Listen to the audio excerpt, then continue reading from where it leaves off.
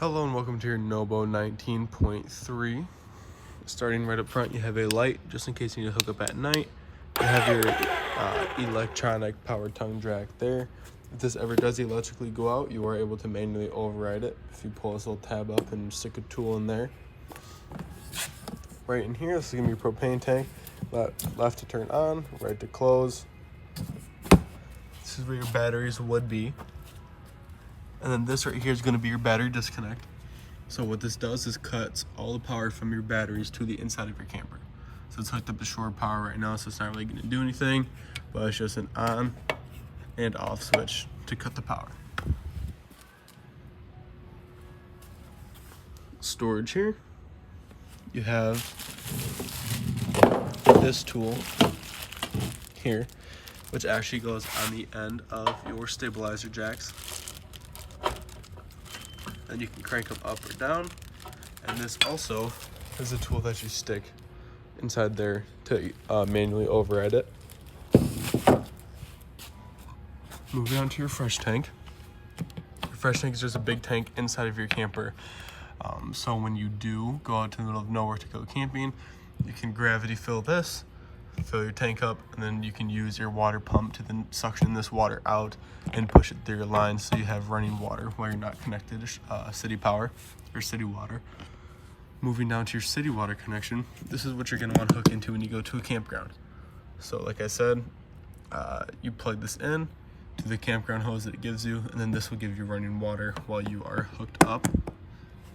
And then if you do have excess water after your fresh tank, after vacation, go ahead and drain it with that little plug there. Just go ahead, make sure it's unscrewed, and then it'll pop right off and start to drain. All right, moving into your water heater. So first off, this is going to be your fresh tank drain plug. Since it's not on there right now, there's no fluid in there. A lot of people just keep them in their tank like this. But for your water heater, this is going to be your anode rod. Your anode rod protects your tank by getting eaten by the hard water rather than your tank would. So you push that in there. It's a 1 1/16 socket to tighten down. Make sure it's all tightened down, and once that's tightened down, you are able to then turn on the hot side of your faucet. It'll sputter for a bit. That's just all the air getting completely pushed out of your tank. Once all the water's pushed out, or all the air's pushed out, the water will then become steady in a heavy flow. Once you have a heavy flow, you're able to turn this on and get your water heated. To empty it, go ahead, pull your pressure release. It'll hiss. Once it's done hissing, go ahead, take your 1 1/16 socket, pull this back out, and then watch the water drain. Once there's no more water coming out, go ahead and pop this back and close it up.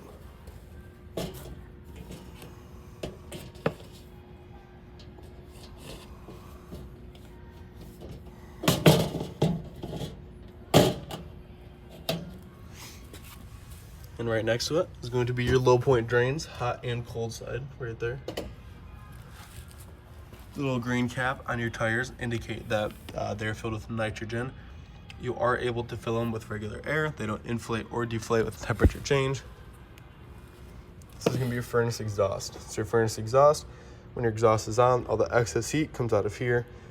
So this does get very hot. So if you have any little kids or whatnot, make sure that they do not touch this. This is your black tank flush. Your black tank is going to be your toilet water. So there's going to be a lot of toilet paper and other things that may get stuck on the way out. So once you're done pulling your black tank, which I'll show you down there, go ahead, put a pressurized hose up to this, and then turn it on. This will then activate a sprinkler inside your black tank to help get all of the toilet paper or anything that may have gotten stuck, helps it flush it and make sure everything comes out. For your sewer system, you have your black and gray tank there. Your black tank, like I said, is going to be your waste. That's going to be your toilet water. And then the gray is going to be like a sink or shower. So to empty those, all you do is pull them out. Like I said, I recommend doing the black tank first, just because that's the dirtiest water. Black tank flush, make sure it's all nice and clean. And then do the gray tank last, because that's the cleanest water out of the two. And that gives it one last final rinse before you go ahead and put your hands on your sewer hose.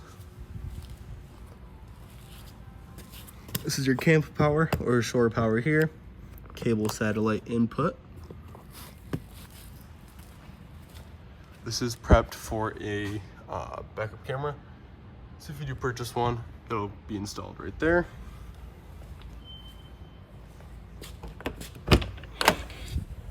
Back door for storage. You can lift this up like extra or however you'd like. You just have to clip it up right there. There we go.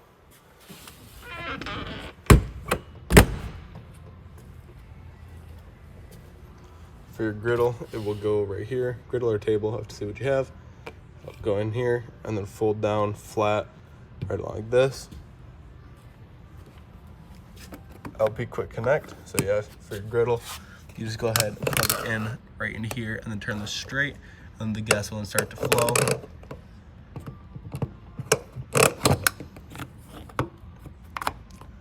.110 outlet, and then a spray port for if you have an extra hose, stick it in there and spew water out.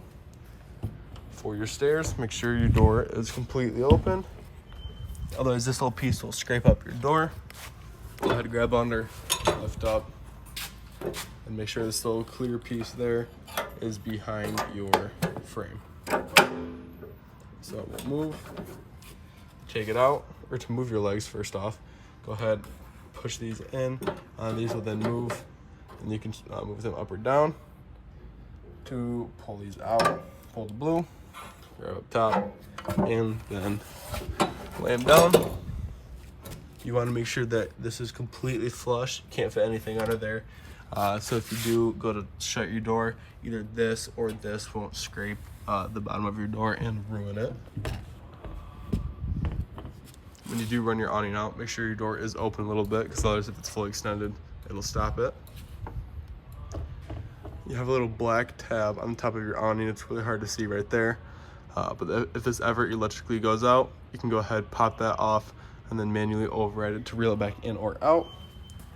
Nope, actually you have both. Here's your table, and there's your griddle, which goes onto that ledge there.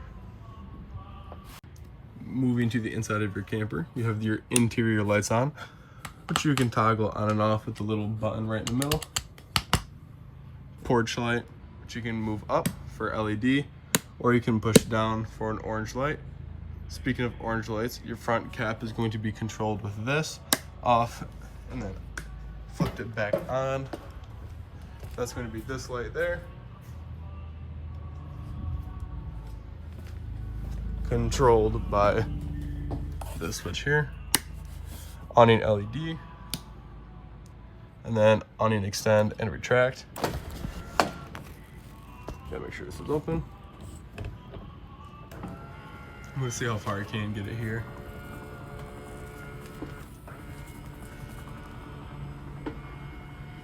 I'm not sure how far it will go before it hits the next camper.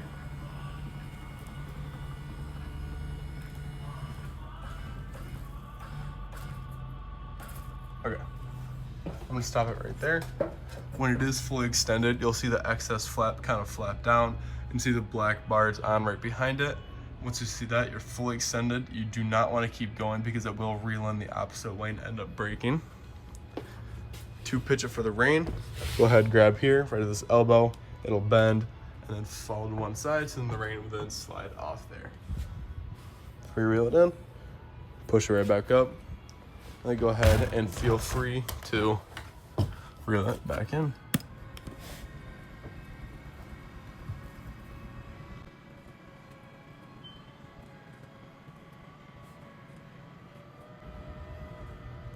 While we're moving this in, let's quick turn the porch light off. We're on there. No, I already went over that, but it's just also easier to see everything on. All right, turning around. Lights inside your little closets there. To turn this into a bed, go ahead, just a jackknife, pick up, and it'll kind of fall down like that. Give it a little bit of pressure to release the pressure. Pull it. Lay this down. And then go ahead, grab your bed. and fold it down just like that. Once again, bring this up, pull, insert, pull up, give a little bit of pressure going in, and it folds down like that. Moving over here, you have your little lights in that cabinet there. Keys for your door. See here. You have manuals and straps and everything like that that you're gonna need inside here. Light, fan.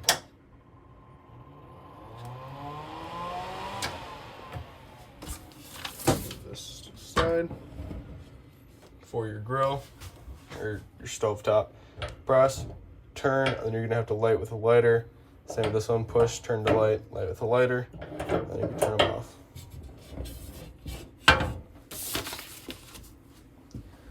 For your microwave, it's a microwave. There we go, clear. Once again, open. For your road vac here, to open this up, you put your finger in here and push to the left and open. You are going to have to buy more bags. That doesn't come included. You can just look at the back of the bag. There should be a label on there. You can insert a hose here, flip it on like this. And you can suck up anything on the floor. Or if you're sweeping, you can go ahead, stick your foot down here and lift up. And then sweep it into there while it's up. While we're down here, gonna move on to your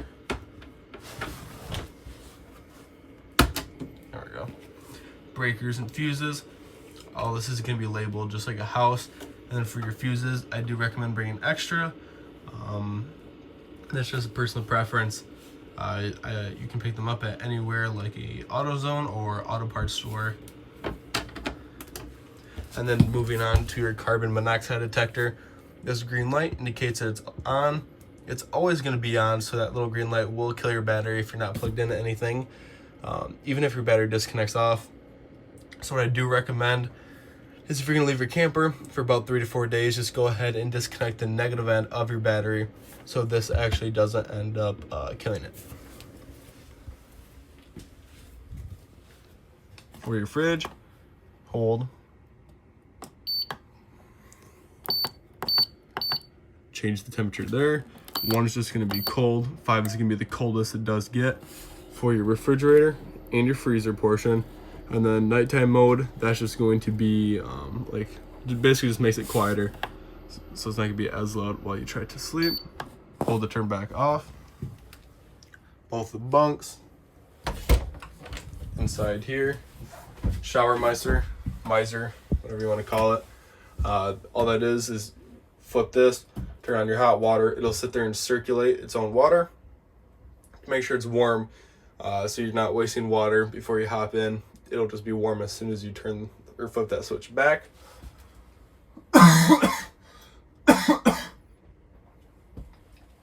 Moving on from that, solar charge controller. I can't really show you how it works because there's no battery connected, but you can choose between amp and volts, and then the battery type there. Off and on for the lights. And then to move this up, you pull down to unlock. You can pull or push up to lock. Open. And then over here, press to turn on. You have 1 speed, 2, 3, and 4. And then click to turn off. For your toilet, it's going to be a foot flush. So all you do is press down with your foot to flush. You are going to need toilet solution and RV grade toilet paper. The toilet paper will help break down easier, so it won't end up clogging your lines. Same thing with the solution, it'll help break down solids and smells.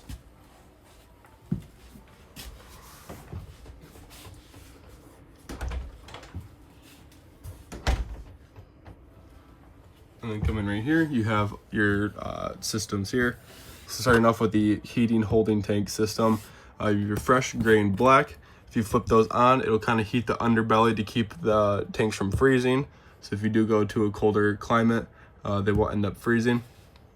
And right here, you have all of your readers. So battery reader, fresh tank reader, black tank, and gray tank reader. And you have a water pump and water heater switch. So with the water heater, make sure you have a steady flow coming out of that hot side before you turn this on. And then for your water pump, with your fresh tank, make sure that's filled. You can push this on, and then that'll then bring water to your lines in your systems to give you running water while you're out in the middle of nowhere. And then for your thermostat, fan low, fan high, cool low auto, cool high auto, heat, and then you can adjust your temperature with the hot or the higher and lower there.